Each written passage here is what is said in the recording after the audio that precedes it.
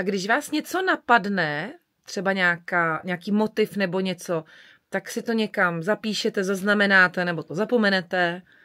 Všecko platí. A, B i C. Já třeba ten motiv do mě vklouzne před spaním a já si ho takhle v duchu pořád říkám, to je bezvadný. Musím si to říct víckrát, abych na to nezapomněl a pamatoval si to do rána. Na co myslíte, pamatuju si to do rána nebo nepamatuju? Jak kdy? Nikdy. Vždycky to zapomenu už do rána, takže pokud si myslím, že je dobrý, tak mě nezbývá, než si ho napsat do not. A taky je velmi častý jev ten, že jsem nadšený a jsem skoro na sebe hrdý, že něco tak nádherného jsem vymyslel večer, napíšu si to a ráno to rovnou zahodím. No, takhle tak to chodí. A můžeme si podívat, jak píšete? Přečtete to třeba po sobě, nebo se vám někdy stane, že něco napíšete a pak zjistíte, že vlastně nevíte, co to přesně je? Ale jo, já si něco z toho vždycky vykřešu. Možná, že to je lepší, než to, co jsem původně tam chtěl napsat. A škrtáte hodně, nebo předěláváte, nebo to rovnou zahodíte, píšete znova?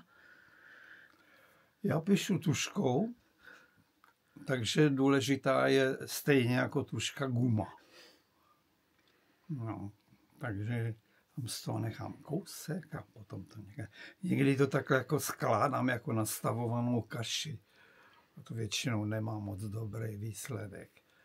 To chci, aby to mělo určitý tah, to, co napíšu. A když něco napíšete, tak kdo je tím, kdo první tu skladbu zhodnotí, nebo si to zhodnotíte sám a je to dobrý, nebo máte někoho, komu to dáte zahrát, přečíst, nebo přehrajete, kdo potom řekne, jo, to se mi líbí, nelíbí? No tak záleží na tom, co to je. Teďka třeba jsem psal takový ty sešity tematicky, jako třeba od A do Z, melodie hrajeme a tak dále. Ale předtím jsem psal ty jazzové klavírní mini etudy. Takže tam jsem to dělal tak, aby to byla takový pestrý kaleidoskop, aby se tam objevovalo hodně tónin, hodně rytmů, hodně různých melodií a aby to nebylo jednotvárné. A ty melodie, na těch jsem si dost zakládal, aby to nebyly jenom nějaké takové cvičení, které by to dítě hrálo z donucení a nerado. Tak tam jsem vždycky se snažil, aby tam nějaká ta melodie byla a aby něco říkala i tomu, kdo to bude hrát, nejenom mně. No a když už jsem tam měl v celku třeba těch 20 kousků, tak jsem si říkal, že to seřadím třeba podle náročnosti technické a tak dál. A začal jsem to zařazovat a vyřazovat a nebo opravovat. Takže to trvalo někdy jako celou řadu dní, než vůbec jsem byl ochoten to zveřejnit. No samozřejmě, že jsem to hrál Evičce taky. No. On byl takovým dost vděčným posluchačem.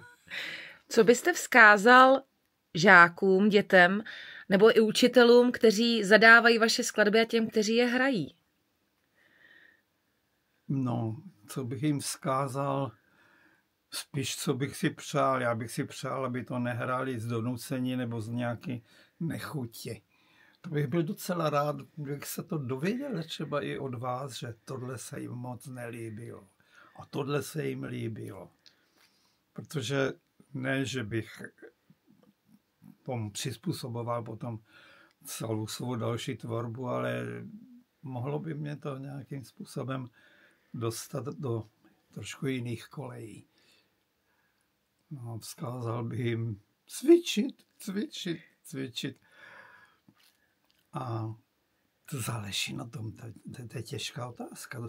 Jste položila otázku a nejtěžší, než si myslíme. Já vím. Protože kluci, holky, který mají nadání na hru na klavír, tak někteří inklinují k tomu, že budou hrát vážnou hudbu a že budou hrát co nejprecizněji skladby, které napsali už před nimi daleko slovutnější skladatelé. A potom je celá řada mezi tím a pak jsou takoví ti, kteří nejradši vymýšlejí sami, že? Tak s tím je zapotřebí jednat úplně jinak. Dávat jim takový návody určitý a rozšiřovat jejich takový portfolio toho improvizování, který v nich vzniká. Takže těžká odpověď, ale ne zas tak moc. My za ní moc děkujeme.